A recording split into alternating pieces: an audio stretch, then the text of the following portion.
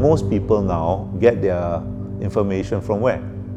Not from books, not from articles, not from newspapers, from the social media. And there's a lot of good things on the social media, but there's a lot, as you know, of rubbish and poisonous rubbish on the social media. This is things floating around the ether of the internet.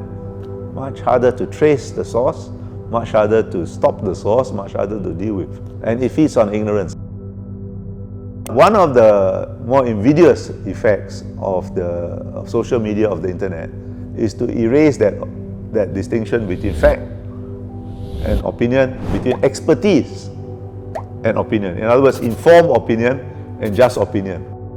There are two broad approaches: the overt, the legitimate, which is in relations among states we call diplomacy, but it can be covert, carried out by intelligence operations, right, under the surface, where the target of the influence operations may not even know it is being a target.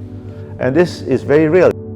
I think the way it usually works is to feed you information of with a strong emotional coloration.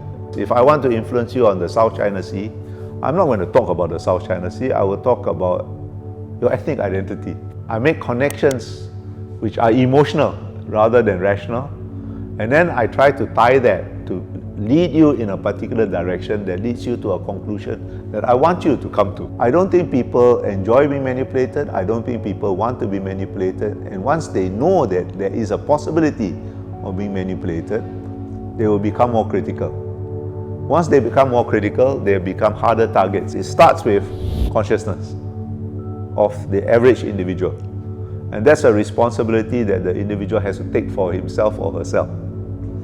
Secondly comes the government. The government has a duty to try to educate the public and to expose the more egregious things. And thirdly, I think there is the information for you to develop the critical consciousness out there. In other words, it takes a little bit of discipline and a little bit of work. In other words, don't accept the first thing that pops up in your social media feed.